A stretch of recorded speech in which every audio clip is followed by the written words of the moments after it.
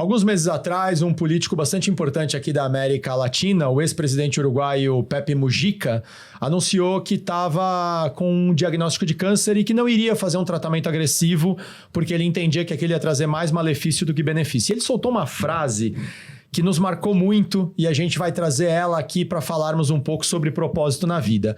E vamos trazer uma pessoa que tem uma profissão um pouco incomum, diferente talvez do cotidiano de muita gente e que se conecta maravilhosamente bem e além de tudo é uma figura muito equilibrada, muito gostosa de escutar, muito branda e acho que vai dar um papo maravilhoso. A frase do Mujica foi: "A vida é bela e se gasta." E nós vamos falar hoje sobre afiação.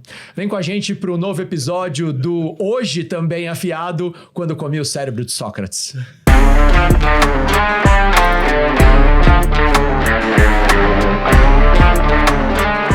Bem-vindos, bem-vindas, todos, todas, pessoas pensantes. Lembra que no começo a gente falava isso, né? Pessoas pensantes. Bem-vindos a mais um episódio do podcast Quando Comi o Cérebro de Sócrates. Hoje estou com os meus costumeiros comparsas, Pailu Soares. Tudo bom, querido? Maravilha. Tranquilo? Julião, tudo em ordem? Tudo em ordem. Recuperado? Pronto, recuperado. Recuperado. Informação de bastidores. Pronto para a conversa afiada de hoje. Pronto para a conversa afiada. E hoje a gente vai receber um cara que tem uma história de vida muito legal, vem de uma cultura diferente da nossa, né? Nós que somos brasileiros, ele também é brasileiro, mas também traz uma outra cultura. Bom, vamos deixar ele falar um pouquinho. A gente está muito feliz de receber Roberto Kim aqui para bater um papo. Roberto, vai ser uma delícia falar sobre vida, falar sobre propósito, falar sobre o seu trabalho e conectar tudo isso a uma coisa que às vezes a gente esquece, né? A vida tem atrito. Sim. Né? A vida não tem só coisa gostosinha, coisa delicada. A vida é caos, né? Ela tem tristeza. Algumas semanas atrás, inclusive o Papa, aliás, o título desse episódio, o Papa e o Pepe, conecta com isso, essa brincadeira, né? O Papa, que é uma figura importante para quem é católico, né? Cristão católico, faleceu, era uma figura supostamente amorosa, pelo menos assim eu ouvia, não sei qual era a percepção de vocês. E mesmo assim, depois que ele faleceu, eu vi a quantidade de críticas, mas absolutamente nefastas, assim, detonando ele, muita gente elogiando também e tal.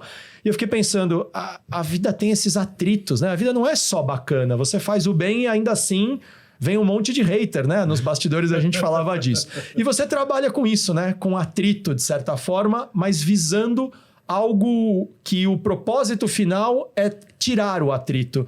Roberto, me conta uma coisa. O que faz um afiador? Além do óbvio, né? Mas conta um pouco dessa história pra gente de afiar objetos. Muito bacana. Primeiro, olá, pessoal. Puxa, que honra estar aqui com as pessoas bacanas aí pra gente trocar ideia e pensar juntos sobre essa questão. Muito bom. Eu sou sul-coreano, nasci em 66 na Coreia do Sul, na cidade de Busan. É a cidade portuária, muito famosa. Inclusive, é a cidade muito próxima aonde um sucesso que nós acabamos de lembrar, o Psy, do Gangnam Style. Opa, Gangnam Style. Ele tem aquela pegada ali, é daquela região de Busan, muito bacana. E eu vim aqui para o Brasil em 1971, eu tinha 5 anos de idade, muito pequeno. Então, em 2005 agora, eu já completando os meus 59, são 54 anos de Brasil, praticamente brasileiro. Eu tive toda uma vida aqui no Brasil de adaptação, de idioma, de língua, de aprendizado, né? Eu lembro agora que no vestibular foi um sofrimento para mim. Enquanto os meus conterrâneos, não só os coreanos, mas quem passava no vestibular em primeiro lugar era sempre o chinês, o coreano, né? Era sempre alguém de olho puxado. E eu tomei pau na FUVEST. Por quê? Porque eu não sabia falar direito e não havia aprendido o português.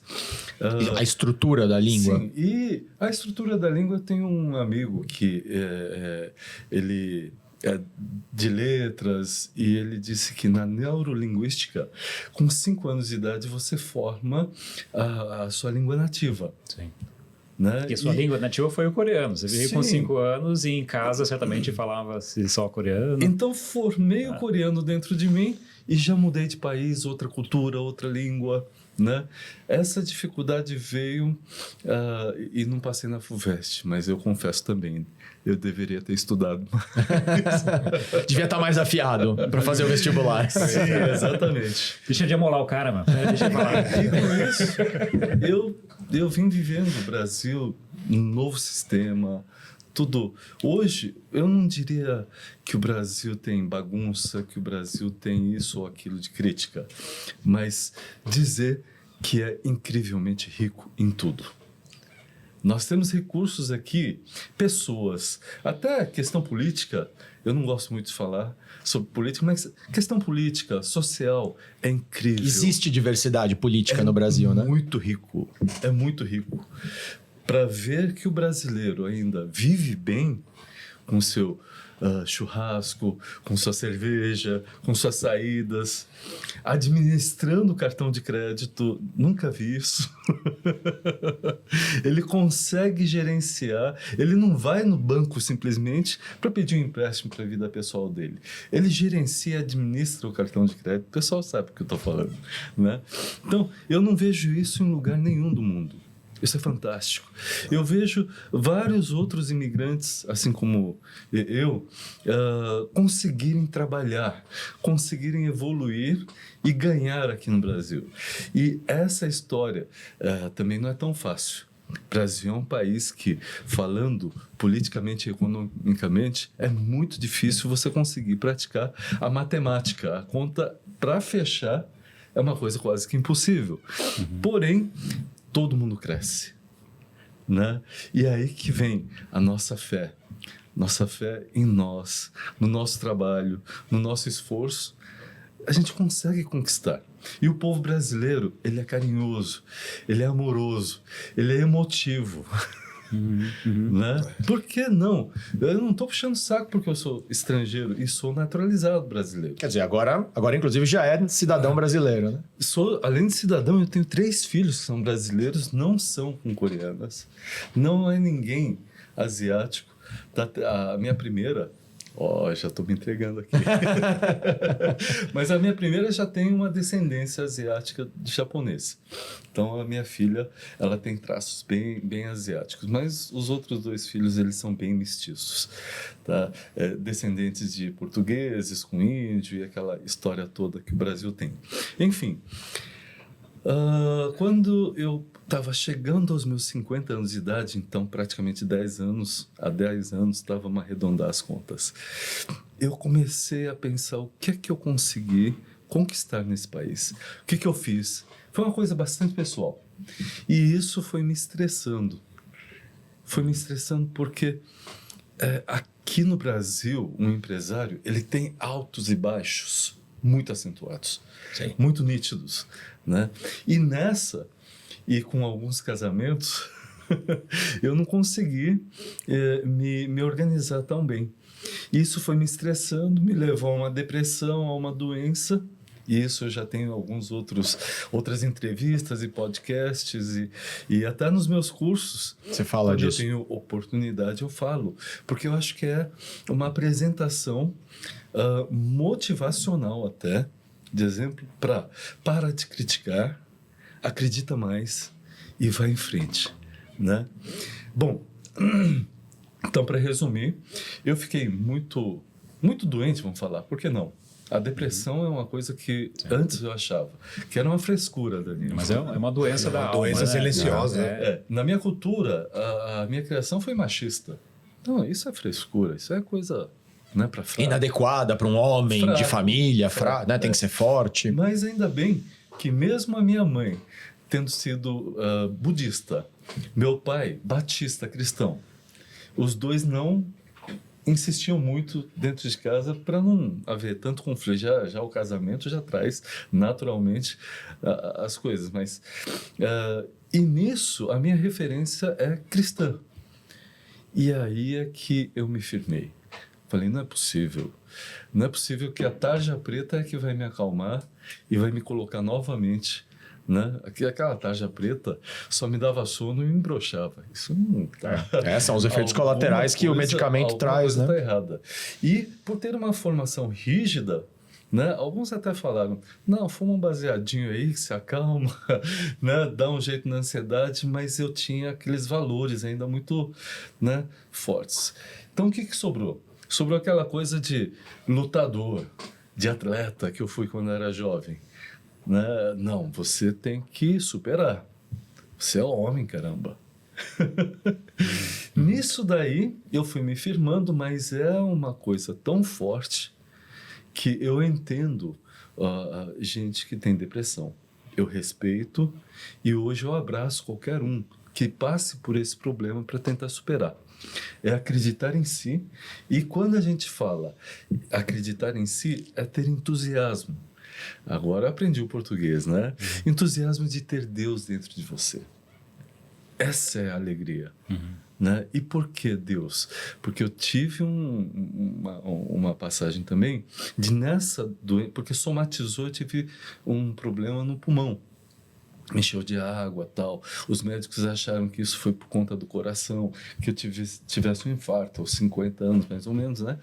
Mas não, meu coração estava excelente, maravilhoso, e tinha uma complicação no pulmão. Tudo isso aí evoluiu, 22 dias de internação, cirurgia. De UTI? Chegou a ficar na UTI? Porque eles não conseguiam resolver e achavam que tinha câncer, qualquer coisa, então era exame atrás de exame e não me davam alta enquanto não resolviam essa questão. Né? Então foram 22 dias de aventura dentro de um hospital e até ter a cirurgia, ter alta, onde eu consegui parar nesses 22 dias. Aqui no Brasil era só trabalhando, só estudando, né? Aquela correria, aquela loucura, mas foram 22 dias de férias que eu tive. Férias maravilhosas. Interessante, né? Tava no hospital e hoje você consegue ter a ideia de 22 dias de férias. Foi, porque foi uma coisa assim, agora para. Bem isso. Né? Porque se você continuar, o freio não vai funcionar, você vai capotar. E as consequências aí pode ser, né? Foi maravilhoso. Foi um período de me encontrar, de fortalecer minha fé, que eu não tinha onde me apoiar. Era a oração, meu Deus, que tudo dê certo, né? Que me cure. Então, com médico, eu estava na Unicamp, o hospital da Unicamp, lá em Campinas. Né? Um centro com professores, os melhores médicos, a equipe e tudo mais. E fui muito bem tratado. No final das contas, o que eu aprendi? Da sala de cirurgia, eu nunca tinha tomado uma anestesia geral. A médica era uma japonesa, eu ainda brinquei em japonês ali, né? Quando estava na maca ali para levar a anestesia geral. Ela veio, eu vi que era uma japinha muito bonita. E eu tava ali entregue, não tinha nada a perder. Falei, anata wa kawaii desu, né? Que eu falo um pouco de japonês. Você é linda, você é uma gracinha. Falou, seu Roberto, o senhor está me cantando? Ela respondeu em português? Ela respondeu em português. Falei, o que eu estou perdendo, doutora? Ela falou, o senhor respira fundo, vai dormir e eu vou te chamar, o senhor acorda. Eu só fui acordar na sala de recuperação de anestesia, 3 horas depois. Eu vi porque enxerguei o relógio, meio atordoado. Naquele momento, eu tive o... que foi isso? Eu me senti exatamente como uma vela, onde a chama é apagada e eu tenho quem possa reacender essa chama, os médicos, as técnicas médicas, etc. Mas, na grande verdade, eu entendi e me emociona na hora que eu falo isso. Eu recebi a misericórdia de Deus. Ele é que realmente faz a gente viver, ter essa alegria, essa bênção, da gente estar aqui conversando, da gente trocando essa ideia, experiências. E eu essa oportunidade de contar essa história, espero que não esteja chato aqui, tá falando muito. A gente vem aqui para ouvir histórias. De forma porém, alguma. para chegar nessa questão, eu aprendi nitidamente. Eu era um cara que subia torres, trabalhava com engenharia, então subia torres para cabeamento, tinha trabalhos com andaime, andava de moto igual um louco, sem capacete na época, né? Me achava indestrutível. me achava forte, entrava em brigas. Você entrava em brigas? Sim. Com esse jeito aqui que eu tô vendo hoje, tranquilo, com essa fala pausada. É que eu conheci Jesus, eu mudei. Legal. Mas eu tive uma juventude de o que você está olhando, o que foi, no trânsito, pô, isso, aquilo. Mas hoje eu entendi perfeitamente. Não sou eu que tenho essa braveza toda. Você vê que curioso? A maturidade veio nesse momento. Eu dormi, a Japinha não me chamou Nesse caso não deu certo. e eu acordei. Como foi maravilhoso esse momento. Acordou pra vida. Eu fico realmente emocionado. Imagina. Mas você sabe que, Roberto, você está trazendo toda essa coisa. Eu vivi também uma época de provações, né? Porque a questão lá da pandemia, eu peguei, bem no início da pandemia, eu peguei uma prostatite aguda, né? Eu tive sepse. Tá. E só não morri porque da minha casa até o hospital leva só 5 minutos para chegar. Sim. Né? Então eu, sem saber, fui parar na UTI, fiquei 5 dias internado para depois tratar essa sepse e foi a primeira vez que eu abracei a morte e voltei. A segunda vez foi por Covid extremamente severo e tal, porque eu fiquei 9 dias na UTI, internado, e lá eu me senti como se estivesse num monastério, né? Que é um pouco do que o Roberto está trazendo, que ele esteve no momento de 22 dias lá internado e todo mundo virando ele do avesso para descobrir o que se tratava, mas na verdade é a vida dando uma parada nele, dizendo o seguinte, ó, começa a refletir aqui que você está fora do seu curso. Mais um E se você não entendeu essa mensagem, vai ser pior. Então, assim, entenda que tudo que você está passando é porque é necessário passar para você ressignificar a sua vida daqui para frente. Então, todas as coisas que você falou de muita energia, muita necessidade de provar para os outros, aquela coisa do briguento e tal. Sim, eu tava te ouvindo e eu tava me vendo, tá? Porque eu sou metade oriental aqui, né? Minha mãe de Taiwan e metade brasileiro. Ah, Tá? legal, muito Então, bom. então eu tenho essa Mas você coisa. não tem nada de chinês. Não, imagina, acho que tem tudo de chinês. Né? Você não percebe essa fisionomia, né, havaiana? Se fosse um europeu. Nada. Tem gente que acha que eu sou havaiano, descendente de havaiano, né? Enfim, mas essas coisas, essas intervenções que acontecem na vida da gente, tem várias formas de enxergar o mesmo assunto, né? Tem muitas pessoas que falam assim, nossa, que infelicidade você ter um problema no pulmão e tal, né? Mas, na verdade, o bom olhar sobre as coisas é quando você entende que aquilo acontece e precisava acontecer, você ressignifica algo. E quando você ressignifica, você muda de patamar. E mudando de patamar, começa a fazer mais sentido de você se aproximar para o seu propósito. Às vezes a gente está lá e não sabe do propósito. E está buscando uma coisa que pode até estar preenchendo a tua vida naquele momento, mas é uma sensação de vazio mesmo assim. Tem muita coisa faz distraído, né? Faz e tá vazio.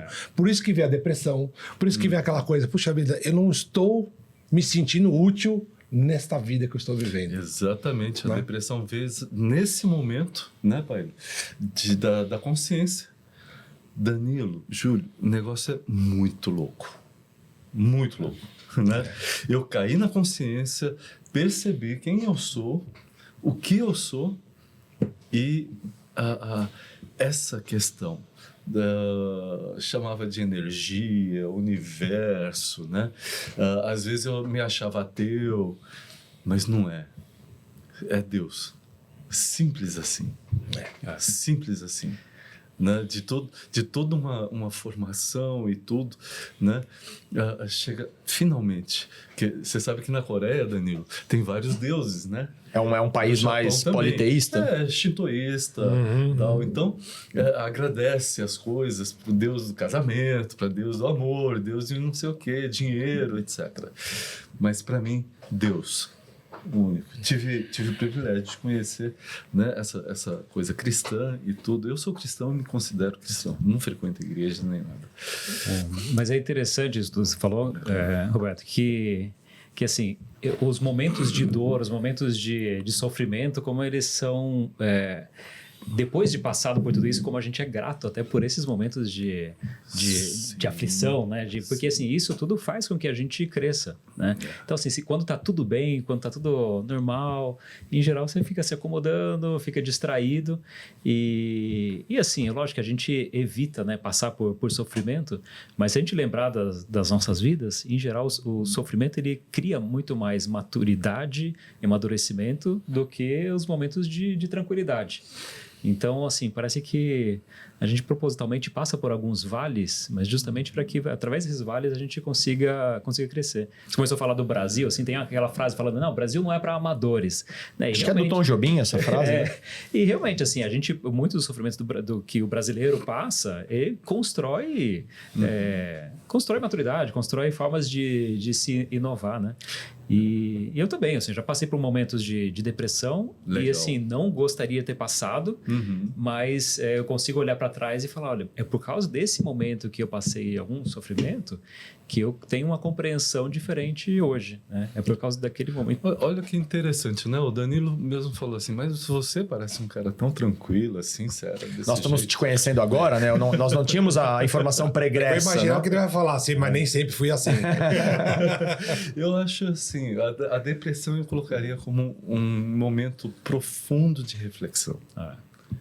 Nesse momento profundo de reflexão, é de você aceitar, né? De ser mais simples, deixar as coisas de lado, né? E realmente se permitir. Então, essa profunda reflexão é muito importante, né? Não é simplesmente aquela coisa, não, vou transformar aquilo que não é bom para mim, que dói, né? E tentar transformar, não é isso. É ser mais sincero com você mesmo. Eu achei isso bacana, isso transformou minha vida, né? Aí eu tinha um monte de trabalho, eu sabia fazer várias coisas. Nisso eu precisava comer, não conseguia ir para um rodízio de almoço, né? Self-service, não é rodízio. Self-service para almoçar, não conseguia sair para trabalhar. Em casa voltei a cozinhar. Eu cozinho desde 2002, para mim. Por necessidade, por querer comer a comida da mãe, né? E não ter dinheiro para ir nos restaurantes e tudo, comecei a cozinhar para mim. E a gente vai pesquisando, tal, vai melhorando.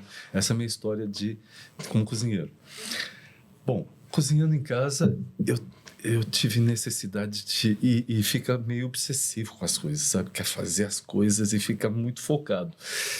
Cortar. A cozinha asiática, ele tem muito essa questão de cortes. Vocês já perceberam que numa mesa de um restaurante coreano ou de chinês é diferente de japonês também? Não tem faca na mesa? No talher? Tá tudo já pronto, né? O japonês até se usa o hashi. E cada prato é uma obra de arte, né? Não, eu até brinco, pai, que se tiver faca na mesa, um mata o outro. Mas é porque eles têm uma cultura de alimentar. Tudo já vem cortado na medida certa para uma bocada. Tem que alimentar muita gente. E não pode perder muito tempo. Então, essa questão dos cortes também, tecnicamente, na gastronomia, interfere no sabor. Quanto mais você corta o ingrediente, mais o ingrediente vai trazer o sabor, né? Eventualmente liberar aromas, né? Dependendo do ingrediente. Também. Exato. Fica mais fácil, libera mais. Ótimo. E tem as técnicas. Bom, eu queria uma faca que cortasse primeiro. Eu não tinha faca boa. É a faca que todo mundo tem, né? E eu precisava afiar, porque não estava cortando direito. E era o quê? Informação atrás de informação, querendo afiar essa faca. Foi aí que começou essa história do Roberto Kim, essa pessoa que estava em transformação. Trabalhava com engenharia. Sim. Isso foi quando, Roberto? Quando isso foi? Uns 10 anos atrás. 10 anos atrás. Que se tornou afiador. Eu achei sensacional. Como é que todo mundo, inclusive eu, cortava as coisas achando que estava cortando e não estava cortando. É sensacional, não é complicado. Basta você ter aquele conhecimento básico, essencial. que é desde da pedra lascada, pessoal. Uma das primeiras ferramentas foi justamente afiando uma pedra, né? Que se machucava quando a pedra estava mais lascada, mais afiada, mais afinada. Falei, mas por que as pessoas não estão afiando as facas? Porque talvez elas não estejam afiando nem as próprias vidas, que dirá as coisas, né? Não, é interessante assim, por que ninguém tá parando para prestar atenção que se precisa afiar uma faca, né? Ou seja, não tô cortando direito porque precisa ser feita alguma coisa aqui, ninguém tá parando para perceber isso, né? Eu tô no começo aqui falando um pouco de técnica até sobre a faca, sobre a afiação, mas vamos realmente trazer esse assunto nosso, né?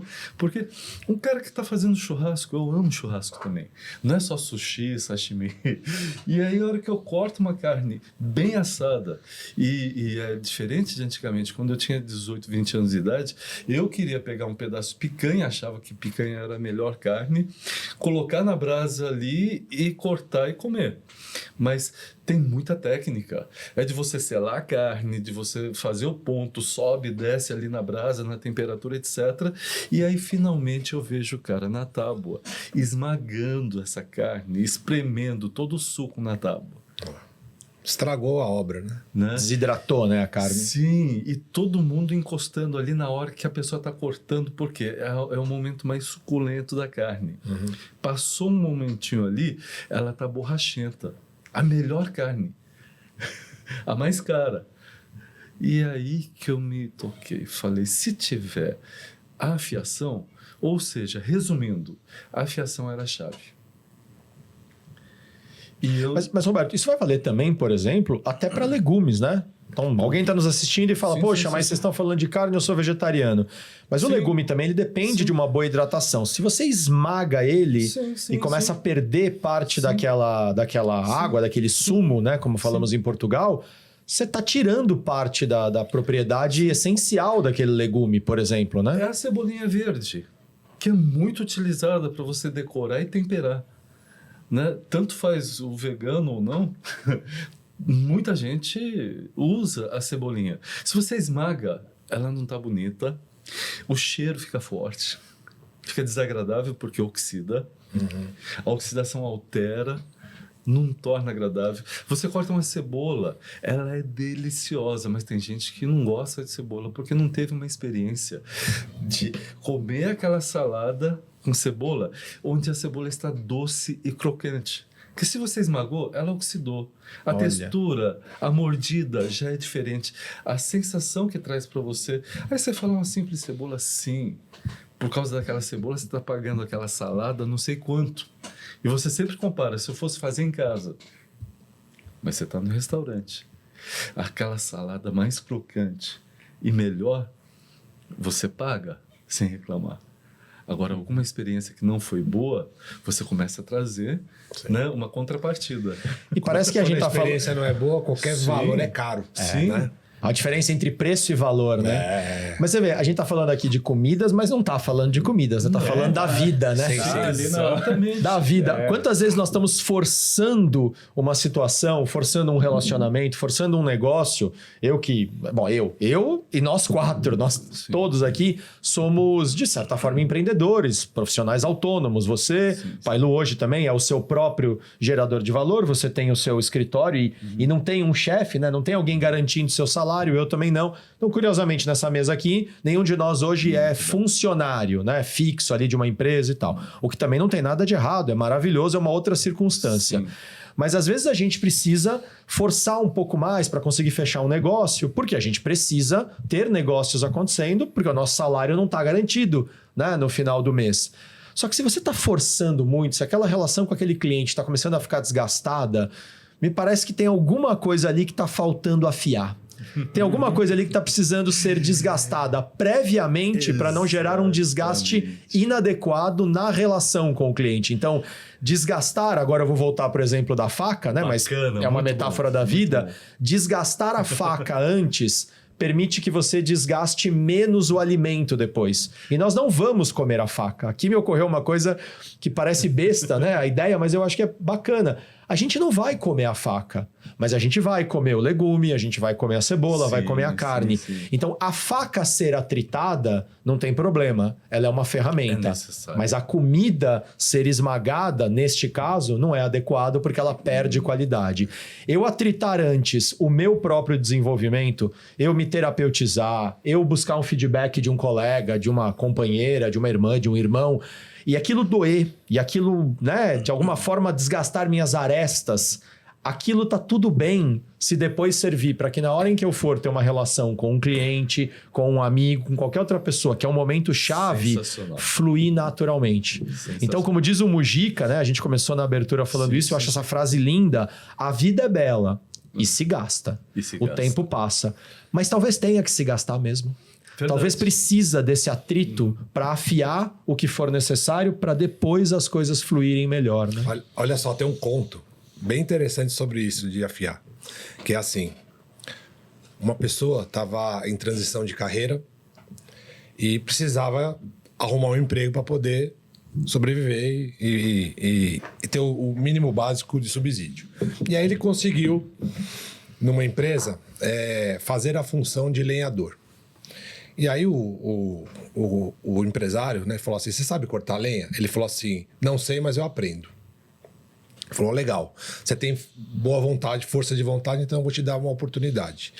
E aí ele falou, quanto você acha que você consegue cortar 10 árvores num dia? Ele falou, eu acredito que sim. E deu um machado para ele. E nesse primeiro dia o cara cortou 20 árvores. E o empresário ficou muito surpreendido positivamente. No segundo dia, entendendo que ele tinha essa vocação, o lenhador, tinha a vocação para cortar árvores, ele se esforçou e colocou a mesma energia, só que ele cortou só 18 árvores num dia. E ele não entendeu nada, falou assim, tô caindo no rendimento e eu não quero decepcionar o meu empregador. Então ele acordou mais cedo e se esforçou mais e cortou 15 árvores no terceiro dia. E ele ficou muito chateado, quase em depressão. E no quarto dia ele acordou mais cedo ainda e cortou só 12 árvores. E ele voltou para o empregador e falou assim, olha, eu não sei o que está acontecendo comigo. Cada vez que eu me dedico mais, cada vez que eu coloco mais energia, acordo mais cedo, me esforço para poder me superar, eu estou cortando menos árvores. Então eu acho que eu não sirvo para esse tipo de emprego. E o empregador, muito sábio, disse para ele assim, o problema não está no seu esforço. O problema está no uso da ferramenta adequada. Você afiou o seu machado? Ou seja, quando ele começou no primeiro dia, o machado estava afiado. Estava afiado. E à medida que ele cortou muitas árvores, mais do que... Ele cortou o dobro de árvores da média no primeiro dia. A vida é bela e se desgasta, Desgastou, né? exato, Isso eu ia desgastou. falar. Então, se você não olhar para o seu machado, e aí entenda nessa metáfora, né? Se você não se afiar o tempo todo, em algum momento você vai trabalhar o dobro e render a metade. É isso aí. Então você precisa estar atento a isso, porque o instrumento precisa ser perfeito. Senão você não tem performance. É isso que eu achei muito bacana quando o Danilo me convidou para esse bate-papo de hoje, de falar sobre esse assunto. Né? Foi fascinante. Obrigado, Danilo, mais uma vez. É isso, agradeço esses caras que toda hora, vamos gravar. E aí, essa galera que vai ouvir esse podcast nosso, essa conversa nossa, tá? O que esse cara, o afiador de facas, está fazendo, né, nesse bate-papo? E nós estamos falando exatamente sobre isso. Né? Houve todo um processo que eu contei essa minha história introdutória, né, do que aconteceu comigo. Foi doloroso. Né? Ou seja, teve o atrito, gastou. Você está contando como você foi afiado nesse processo, né? Foi moldado novamente, quando eu falo tecnicamente, que é buscar a geometria do fio cortante, sabe? E aí você precisa ainda trabalhar essa geometria. Ela tá bruta, ela tá formada. Né? Então você é médico, você formou, ótimo, você está com o diploma na mão, mas você continua refinando ela. Aí é que vem uma diferença de palavras, né? Você afiou, tá ótimo, você precisa amolar agora. Desculpa, eu sou um leigo. Qual a diferença entre afiar e amolar nesse Afiar caso? pelo dicionário técnico, não o dicionário de significado, mas o técnico na afiação é desbastar buscando a geometria cortante. Afinar. Feito isso, você precisa tratar a parte cortante dessa lâmina. Então É você onde afia uma vez e continua amolando depois. Aí Mas- você vai Exato, pra amolar, manter vai o fio. refinar, tratar. Por quê? Porque na hora do desbaste, a coisa é com muito atrito. Ela é dolorosa, ela remove, arranca material. Tá? E você precisa, então, tratar, né? Polir cada vez mais. No Japão, tem uma coisa chamada Honbazuke, que é Hon de Honto, essas são junções, a formação da palavra. De Honto, que é o verdadeiro, o real. Né? Ba é lâmina. Izuke é anexar. Então, anexar a lâmina verdadeira, vamos lá. Aí é ao pé da letra. Né? É você ter a faca que você tem e ajustar conforme a necessidade que você precisa dessa lâmina. Um cirurgião precisa daquele bisturi. Imaginem só, se eu não der um tratamento de polimento naquele fio de corte, o quanto não vai rasgar e depois vai ficar difícil de cicatrizar. Ele não vai estar fazendo uma cisão perfeita. Então ela é muito polida, muito precisa na geometria, sabe? E pode acontecer qualquer coisa, precisa alinhar certinho. É a parte de amolar. Não é afiar. Afiar ele já vem de fábrica. A faca também. A gente estava falando de cortar carnes, de cortar legumes, verduras. Se você não tiver um fio mais polido, mais tratado, depois de afiar, tá? Você vai esmagar tudo. Não, eu tô visualizando o meu churrasco, né? Até aprendi a parar de queimar o churrasco, Sim. mas percebo exatamente isso. Às vezes a minha faca não tá adequada, eu tô fazendo muita força, tô perdendo muito líquido. Diferente de quando eu vejo o sujeito passar ali a lâmina e ela parece que está passando numa manteiga, né? Ela Sim, simplesmente atravessa sutilmente, quase não tem desgaste, quase não tem rasgo, né, no alimento. Mas só para concluir, Claro. né, Júlio? Vamos trazer isso para a vida. Tudo bem, para você namorar uma garota, você vai lá e fala olá. Se você não falar olá, nada vai acontecer. Sim. Você só acha ela linda, você dá um sorriso, mas você tem que chegar e O próprio sorriso já é um ato, né? Já é um movimento. Mas, Você já Ali- percebeu qual foi sua falha com a japonesa lá que te atendeu? Você não deu hospital, sorriso, né? você já não foi falou- direto cantando Não, ela. Eu cheguei na lata. Você não falou nem olá. Não falou nada. Aí. Mas isso é bacana. Quanta dor você não sente, todos nós passamos por isso, de como é que eu vou chegar nessa gata? Como é que eu vou chegar ali? O que eu vou falar? Tem um processo. Sim. E aí, ela caiu na sua, já sorriu, não está pronto. Você tem que refinar, tem que ter um papo legal, né? Você tem que trazer tudo que você conhece, tudo que você sabe, da melhor forma, respeitando. Eu acho que isso é vida. Sim. E tem tudo a ver com a fiação. Claro. Claro. Você ia fazer um comentário, Julião? Eu ia, já que a gente está falando sobre facas, Roberto, eu queria Sim. te pedir uma ajuda para esclarecer um drama que eu tenho assim faz quase 30 anos já. Vamos lá, Júlio. A minha dúvida é o seguinte: se as facas Ginzo elas cortam até prego Ginzo. e elas nunca precisam ser afiadas. É verdade isso? Corta até as meias Vivarina. Não, corta até tanque de moto, lembra? Lembra? Não, e a dúvida era, será que as facas Vivarina cortam, as facas Ginzo cortam as meias Vivarina? Pois é. Que eram Vamos irrasgáveis? lá. Isso também marcou Uma geração, né? Uma geração toda. Eu lembro que, acho que era Polishop que falava. Acho que era, isso. tem razão. Foi o primeiro marketing de rede. Foi uma coisa impressionante. Marcou Né? todo mundo, assim, todo mundo que tem Marketing 40 de rede, a mais marketing aqui de sabe rede exatamente o que a gente tá massificado, falando. né? Porque ficava várias vezes fazendo E isso. aí você podia parcelar, você podia adquirir, e o marketing muito forte. Se verdade ou não, mas muita gente comprou. Sim, sim. Verdade. Né? Não, mas deixa eu complementar a minha piada aqui. Não, E aí, não, só, pode terminar. não, só Termina, depois. respondendo, né? É. E realmente cortava. Trouxe uma coisa que os caras já enxergaram, porque a faca é um negócio, né, bem mais antigo, tá? É um negócio muito importante. Não é só aquela brincadeira que a gente era criança, que pegava um pedacinho de pau e esfregava no asfalto para matar um amiguinho.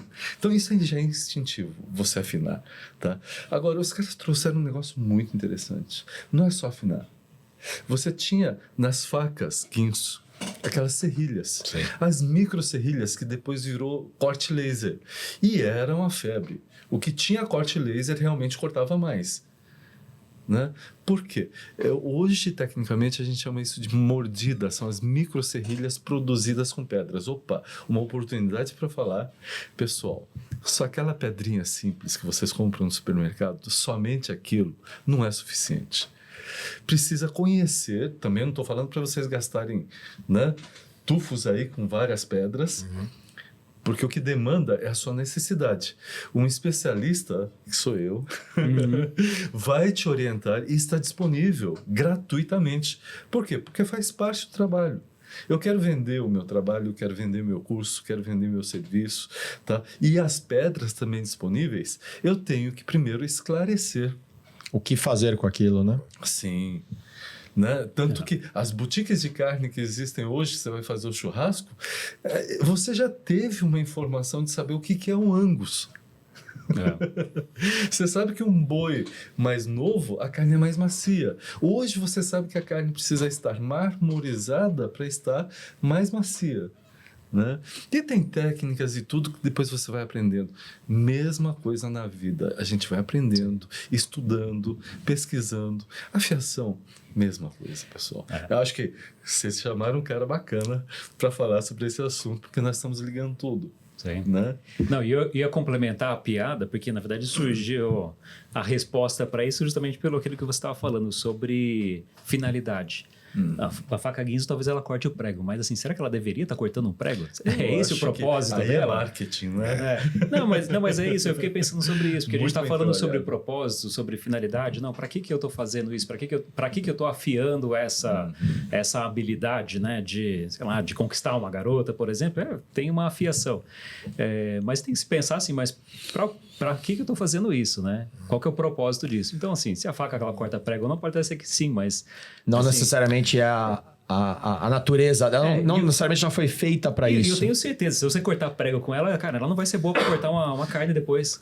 Mas vejam bem que coisa interessante. A faca cortar um prego, cortar uma barra de ferro também. Um vídeo que viralizou muito na internet. O cara tá lá com uma faca, com uma barra de ferro de construção e cortando, depois corta um papel. Você fala, isso deve ser mentira, que a faca que eu tenho em casa jamais vai fazer esse tipo de coisa. Bom, pode cortar um prego, sim. Não duvido. Não a guinso. Né? Não a guisa. Não acredito! Mas Era mentira! Muito legal é que todas as coisas que nós passamos por uma experiência e conseguimos realmente deixar afiado essas coisas da vida, a gente pode vender. Sim. Eu posso te dar uma como é que fala? Uma orientação. Uma consultoria. Uma consultoria de como conquistar. Como namorar. Hoje você tem o como sendo vendido como produto. E vende com produtos agregados. Né? Isso que tem sido muito interessante. O Júlio tem um escritório de arquitetura e o que você está falando é exatamente isso. Eu chego lá e digo, Júlio, olha, eu comprei um terreno e eu quero construir uma casa assim, assim, assim, eu quero tantos quartos, eu quero meu quarto virado para lá, Legal. eu quero todos os quartos virados para o nascer do sol. Aí vem alguém que já refinou o conhecimento sobre arquitetura, construção durante muitos anos e me diz, se você quer todos os quartos virados para o nascer do sol, então quantos metros de largura tem que ter o teu terreno para caber todo? Não, no meu terreno tem, sei lá, 10 metros de largura. Ué, não vai caber todos os quartos. E aí o refinamento, alguém que já se afiou naquele assunto, vai te orientando. E assim é, né? A questão de você prestar o serviço daquilo que você ficou bom. Mas uma hora vocês falaram aqui sobre essa questão, né, do desgaste das dificuldades da vida que vão nos ensinando e, portanto, nos afiando. E eu lembrei de uma expressão absolutamente corriqueira chamada crise. Né? Inclusive, eu fui pesquisar outro dia, porque há um senso comum de que na China o ideograma associado à crise é a junção de oportunidade e perigo. E aí eu fui estudar, eu não vou lembrar a pronúncia exata dos dois ideogramas, mas não é exatamente tão simples assim a junção. É alguma coisa como, existe sim um perigo e uma situação incontornável, e você pode fazer alguma coisa para não se prejudicar com isso. É aí que eles vão tirar o entendimento do que é crise. Uma situação incontornável muito que você pode sair dali ou ficar parado ali. Pois bem, a vida é crise.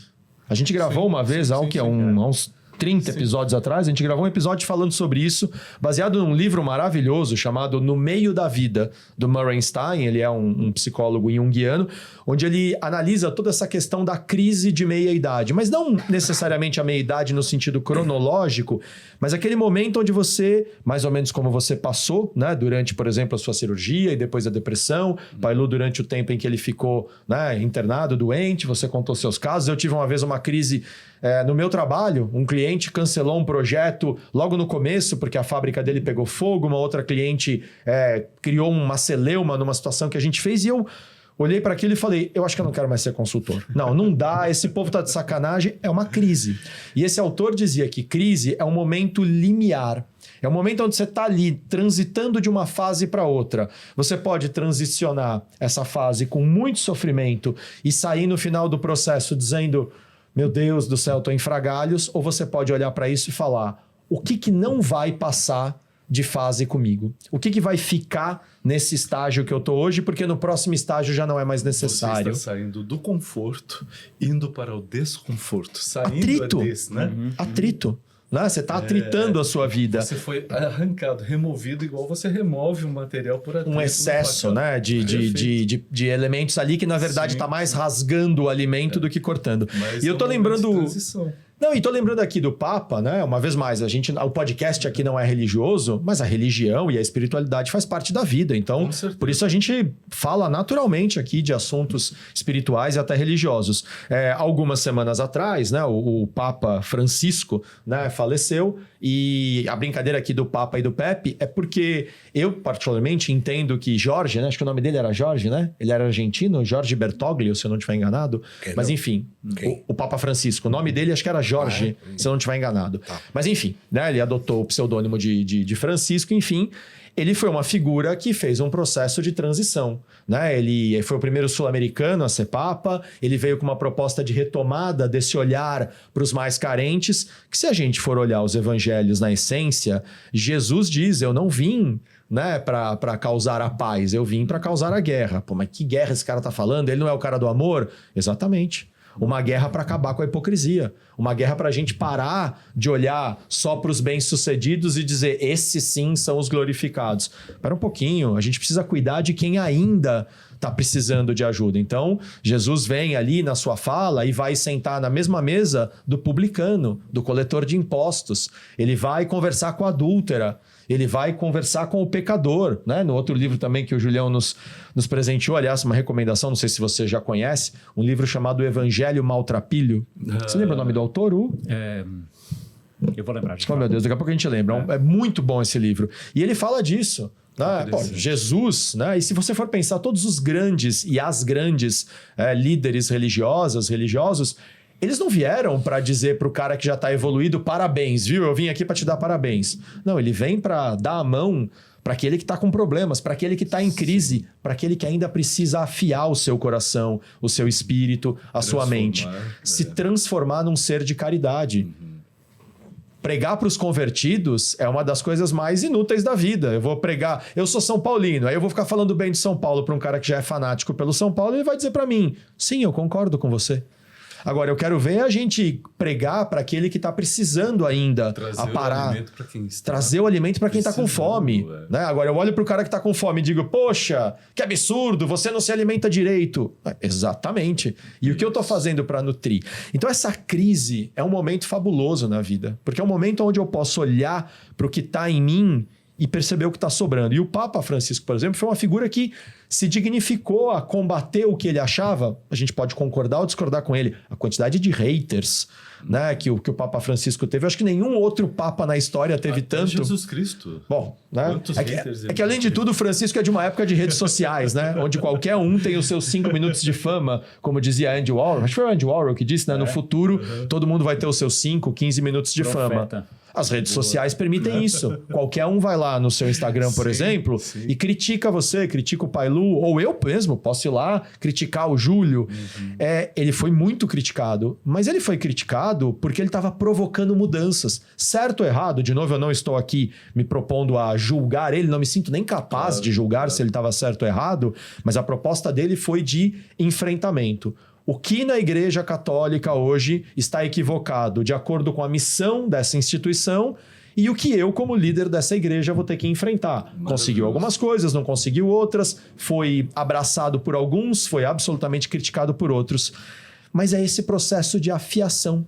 Talvez o próximo que virá vai decidir se vai continuar, se vai para outra direção, se só precisa amolar a afiação que ele já fez. Só fazer um ajuste. Só um ajuste, ou se está tudo errado, ele estava usando a faca errada. Tem que afiar tudo. Mas isso é da vida. A vida é crise. Então, quando... Aí agora evocando de novo o Pepe Mujica, ele diz, a vida é bela e se gasta. É claro que ele está falando que o tempo está passando, ele está falando que a vida segue, e às vezes as pessoas vão partindo, como o Francisco, que morreu algumas semanas atrás, mas também se gasta no sentido de precisarmos tirar o que está sobrando, deixar para trás o que já não está mais performando direito. Como é que a gente faz isso? Eu, da minha parte, queria contribuir aqui. A gente, aliás, uma pausa. A gente costuma brincar que conforme vai se aproximando do final, né, do papo, a gente propõe que cada um aqui tempere o cérebro de Sócrates com alguma coisa que vai percebendo aqui ao longo da conversa e tal. Da minha parte, até trazendo um pouco, né, a conversa para a minha área de atuação terapêutica, de desenvolvimento humano, tem coisas muito simples para a gente afiar o nosso machado, né, a nossa lâmina, a nossa vida. Converse com amigos. Mas, Danilo, vou aproveitar o gancho para vender o meu curso de afiação. Então vai. Poxa, você já está com a faca, você está afiando, está tentando. E por que não se permitir a uma mudança mesmo? Assumir aquilo que está acontecendo na crise. Tá? Aproveita esse momento da crise para você aprender uma técnica, ou seja, aprender com alguém que tem uma experiência pelo que passou e realmente mudar. Fazer o curso é estudar, você aprender a afiar novamente. Tem chefes... Curso básico, por exemplo, dura quanto tempo? Tem chefes... sim, mas antes de te responder isso, existem chefes com 10, 15, 20, 30 anos de carreira que já tá ali, talvez até Michelin, que está famoso para o pessoal entender, tá? Mas, a hora que conhece a técnica verdadeira, a forma correta, ou seja, uma terapia com técnico, com especialista, muda totalmente. Sim. E ainda mais, porque essas pessoas já foram abençoadas e agraciadas com autoridade para dar exemplo para outras pessoas. São figuras de referência, né, nas suas áreas. Todos eles. E aí tem um especialista para ajudar. Parar com essa, sei lá se eu vou estar falando certo, resistência. Permita-se mais. Aceitar a crise, a mudança, ela é muito positiva. Não é? Exato. Sempre. Eu te perguntei do curso básico até para o pessoal ter um conhecimento. Por exemplo, eu vou tentar. Tá. Quanto tempo leva o curso básico? O tempo básico para mudar a sua vida, 3 horas. 3 horas, para fazer um curso de afiação de facas. Porque eu falo durante 2 horas todo esse conceito, todo esse fundamento em cima de uma faca. E aí sim, eu tenho 1 hora para colocar na prática. Por quê? Porque antes você aprende a pegar uma pedra e esfregar. Falando nisso, em japonês, o afiador é togi-shi. Ou seja, togi é pedra, é esfregador de pedra. Olha. Shi é a tarefa. Então é aquele cara que esfrega. Agora que eu tô te vendo, pai, você realmente é primo, hein? Tem traços, né? Asiáticos. Então, Legal. aí são 3 horas que você... Muito, muito importante isso que eu tô falando. Gente, não é comprar faca, não é comprar acessórios. Você vai tentar mudar a sua vida em tudo que você faz, mas ouvir um pouco esses conceitos, os fundamentos. O que o Dani falou está certíssimo. Você precisa, como é que é a frase? De você também é gastar. A vida é bela e se gasta, né? E se gasta, permitir. Permitir, não veja a perda, mas essa perda é necessária.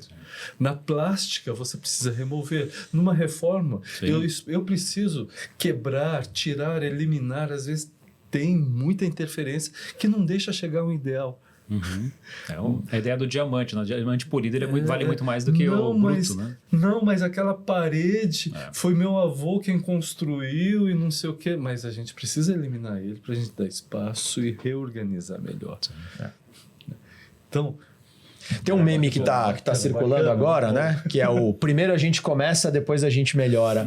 Mas primeiro a gente começa. Sim. Primeiro vai lá. E se você às vezes diz, poxa, minha vida tá meio estranha, tô com uma crise no casamento, no trabalho, pessoal, tô em depressão. Claro que precisa de tratamento, às vezes precisa entrar com a questão farmacológica, né? A depressão tem graus diferentes, tem motivos diferentes, mas muitas vezes precisa de alguma coisa nova. E aí, indiferente da depressão, né? A depressão precisa ser olhada com muito cuidado. Às vezes o indivíduo não está em depressão, mas está num estado deprimido, está numa tristeza. Não percebe. Vai fazer um curso. Pega o curso, por exemplo, do Roberto. Se você não tem 3 horas para afiar a sua vida, né? Mas eu vou fazer um processo terapêutico, mas vai demorar muito. Faça a primeira sessão. Vai lá, faz a primeira sessão, você não é obrigado a continuar.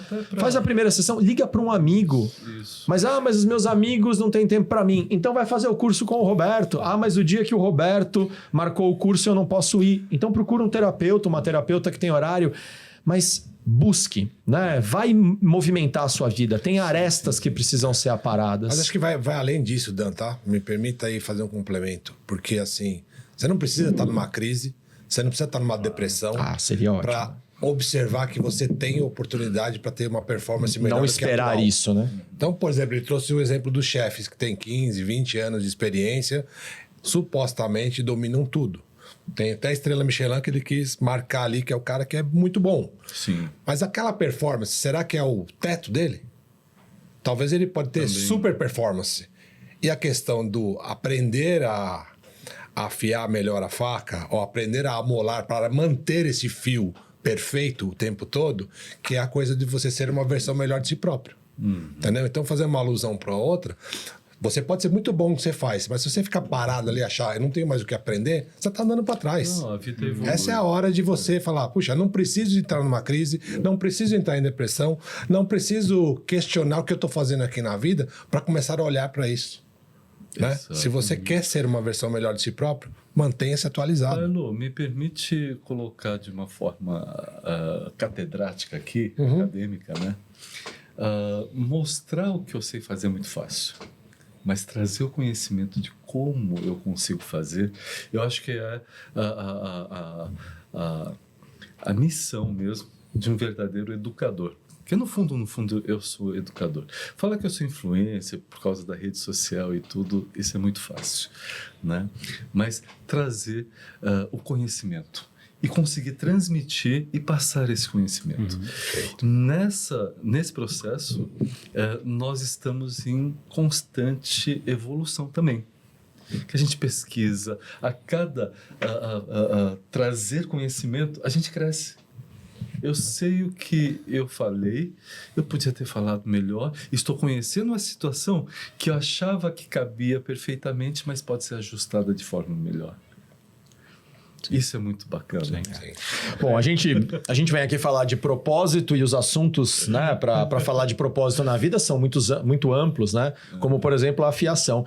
Mas, Pai Lu, quando você falou essa questão de não precisar esperar a crise, aí é a coisa mais linda do estado de consciência de um indivíduo. Quando ele está tão consciente, mas tão consciente da sua própria vida, que ele não espera a crise para fazer a melhora. A melhora já é parte do propósito dele. Danilo, né? Você deixa eu falar uma coisa que eu achei muito interessante. Isso foi recente. Um líder resolveu bagunçar, taxando impostos e não sei o que imediatamente deu impressão de existência de ódio, mas na verdade não foi, é tudo uma estratégia.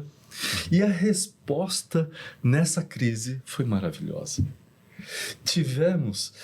Estamos tendo agora uma ascensão dos seus primos fantástica com essa crise. Deu uma oportunidade do basta. Então, acabou é muito forte, desculpa, mas a moeda referência ficou totalmente comprometida. Eu não investiria mais nas verdes. Né? Já tem. O pessoal está ensinando a gente. Não, faz tudo digital. A gente paga digital, a gente te entrega digital, você continua sendo rico digital, porque dessa forma você não precisa se preocupar com a ameaça de lideranças. Do antigo lastro que era específico numa moeda, né? E eu já vi amigos perdendo sono e já, meu Deus, como é que vai ser agora? Eu não vou conseguir mais importar, não vou conseguir mais exportar. Calma. A vida é movimento, né? Acredita em Deus, tem fé. Sim. E tudo bem. isso que a gente falou, acho que demanda humildade também, né? Humildade para... Porque a gente está falando assim, não... Tempera o cérebro de Sócrates ali, Guilherme. Vou temperar já. A gente precisa entender assim que a gente sozinho não vai conseguir fazer tudo, não vai conseguir sair das crises, não vai conseguir... A gente precisa das outras pessoas também, né? E eu acredito que precisa de Deus também. O Danilo citou um versículo aqui, eu vou aproveitar para citar um outro também, que está no Evangelho de João. E João era um discípulo de Jesus que andou junto com ele. Ou seja, ele está contando alguma coisa que ele ouviu da própria pessoa, né? Do próprio cara ali falando. E ele fala assim, Jesus fala o seguinte, ele fala, no mundo tereis aflições, no mundo vocês vão sofrer. Né? Ou seja, no mundo vai ter problema, vai ter depressão, vai ter gente, vai ter moeda que está desvalorizando, vai ter falta de dinheiro, no mundo vocês vão sofrer. O Papa carismático morre. No mundo vai ter problemas. Aí ele complementa, mas tem de bom ânimo, ou seja, fica tranquilo, tá tudo sob controle. E ele termina falando, eu venci o mundo. E a gente passou também algumas semanas atrás falando sobre... algumas semanas atrás, comemorando a Páscoa, né? Que é justamente o momento em que Jesus, ele ressuscita, ele volta dos mortos ali. Ou seja, ele venceu o maior medo da humanidade, né? Que é morrer, né? E ele tá falando assim, não, eu venci o mundo, fica tranquilo que tá tudo sob controle, eu tô no controle. E tem independente da fé da pessoa, né? Que tem gente que não necessariamente acredita em Deus e assim, sem problema nenhum isso, mas o fato é que isso aqui passa, né? Essa matéria, o nosso dinheiro, as pessoas que a gente conhece, tudo isso passa. Existe alguma coisa muito maior do que a gente precisa se conectar, que demanda essa conexão nossa. E tem um livro do autor que chama C.S. Lewis que chama Dor, o megafone de Deus. Então, assim, a dor, muitas vezes, é justamente Deus gritando no nosso ouvido e falando, olha, presta atenção nisso. O Pai Lu contou essa história, o Roberto contou essa história agora há pouco também, que assim, que no momento de dor, teve ali, ó, Deus gritando na orelha, falando, olha, presta atenção em mim. Tem alguma coisa muito além de você mesmo, tem alguma coisa muito além desses problemas que você está passando, que são muito maiores do que isso. E isso ressignifica as nossas vidas. Né? Júlia, essa escritura sagrada é muito interessante. Eu tenho um amigo, que é o pastor Zezé, lá de Minas Gerais. Ele chamou a Bíblia de o manual de usuário do Criador. É muito interessante, não é à toa. É o livro mais famoso, né, Danilo? Da humanidade. E as citações que se faz são partes de como funcionamos. Sim. É incrível. Mais uma vez, eu estou afirmando que eu sou cristão. Muito bom, muito bom. É isso, é preciso ter convicções na vida. Sim. Pai Lu, querido. Meu tempero é o seguinte, primeira coisa, eu acho que de tudo dessa aula toda aqui que eu recebi para afiar meu cérebro. Fantástico. Eu acho que ele tem que ter sempre, independente da posição que você tá, um olhar de aluno, sabe? Mesmo que você saiba muita coisa, né? E acho que a vida aqui é de aprender, evoluir e repassar, né? Mas mesmo estando na posição hoje de repassar, tem que ter esse olhar de aluno para poder sempre refinar isso e manter a amolação, o fio, sempre do jeito que precisa ser, né? Só que o que eu queria trazer aqui para a turma é o seguinte, observando até os açougueiros, os cortadores de carne nas churrascarias, não sei se vocês percebem, eles estão o tempo todo amolando as facas antes de fazer os cortes, seja da carne crua, seja da carne pronta, que vai ser servida à mesa. Não sei se vocês perceberam, mas as facas de quem usa muito, elas vão desgastando. Então, às vezes, tem essa espessura, essa largura, vamos dizer assim, e vão ficando fina, que você vê que a faca está quase no fim. Então, a provocação que eu trago aqui é o seguinte: entender que você precisa afiar sua faca e amolar ela para se manter no fio perfeito e você evoluir, tá no caminho. Mas, não demore muito tempo a ponto de acabar a faca. Porque se acabar a faca, que significa acabar a vida, de nada foi válido aqui essa jornada, né? Então, é só entender esse tempo em movimento, e cada coisa tem seu tempo em movimento. Você consegue fazer melhor. Exato, mas tenta equilibrar isso, né? Porque não espere acabar a matéria, a faca, o instrumento, para depois dizer, agora eu quero fazer. Olha, foi cortante esse seu comentário. Importante. Robertão, para fechar, como é que você tempera o cérebro de Sócrates aqui depois desse bate-papo todo? O que chama a sua atenção? Bate-papo afiado, né, Danilo? Caramba, foi muito bom. Falamos principalmente de Deus. Eu acho isso muito importante, que fortalece a nossa fé. Deus é a grande pedra que afia? É a principal. É a principal É a pedra. principal. A pedra, não quero corrigir, mas ele é um acessório. É uma ferramenta. Deus nos dá a sabedoria de como afiar a nossa vida da melhor forma. Boa. Muito bom, muito bom. Gente, nesse Sensacional. podcast onde a gente se propõe a falar de propósito na vida sobre tantos ângulos, acho que a gente emergiu aqui um tema importante que a gente às vezes não fala, ou não fala de maneira explícita, que é a questão da consciência, né? Quando o Pai Lu diz, não espera o problema, né? Não espera a faca acabar para você, né, prestar atenção na sua ferramenta, não espera perder o corte para você trabalhar bem a sua faca, não espera a casa começar a ruir para você fazer a manutenção dela, não espera também que as suas relações comecem a se perder, não espera que a doença comece a te pegar. Faz a manutenção disso, né? E quanto mais consciente a gente tiver disso, a consciência é um dos grandes propósitos na vida. Se alguém me pergunta assim, tá, mas qual é o propósito na vida? Olha, são muitas respostas, mas eu acho que uma delas é ser melhor a cada dia. E uma das formas de sermos melhores é a gente ser cada vez mais consciente. Sigmund Freud, para eu fechar aqui, nos ensinou muito, né, sobre como o inconsciente age dentro da nossa psique. Mas o inconsciente tem uma característica. O inconsciente é atemporal, ele não entende a passagem do tempo. O inconsciente é um estado mental quase eterno, no sentido de achar que nada acaba. Mas as coisas acabam, sim. As coisas têm ciclos. O fio da faca se perde depois de usar. Sim. A vida acaba em algum momento, como diz o Mujica. Gasta. Ela é bela, mas se gasta. O Papa carismático morre, a casa também vai se deteriorando.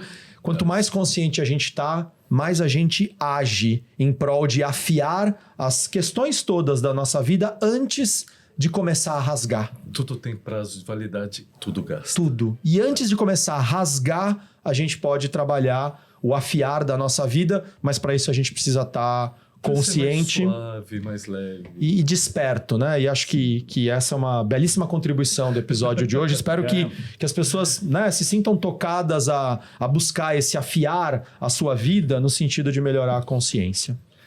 Boa. Roberto, como é que o pessoal te acha nas redes sociais aí? É Afiador Kim, Afiador K-I-M, tudo junto.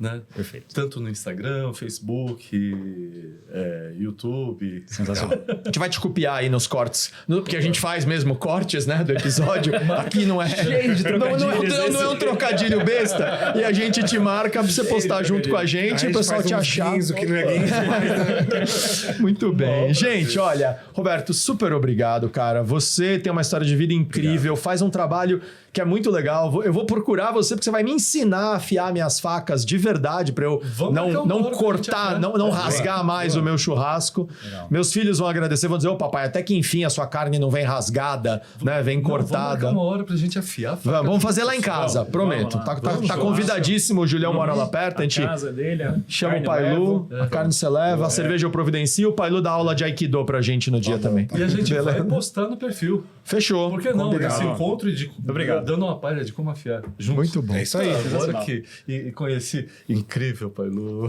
Danilo e o Júlio. Muito brincar. obrigado. É isso aí. É isso aí. Robertão, muito obrigado. Julião, Pai Lu, mais uma vez, queridos, obrigado. Obrigado. E você que nos assistiu o Roberto, o Júlio, Pai Lu, me assistiu falar um pouquinho. Se gostou, compartilha com as pessoas, envia, dá um like, sempre nos ajuda a espalhar um pouquinho mais da nossa mensagem, mas fundamentalmente obrigado por ter nos acompanhado até aqui. A gente volta semana que vem com mais um episódio ainda mais afiado desse podcast Quando Comi o Cérebro de Sócrates. Segue a gente.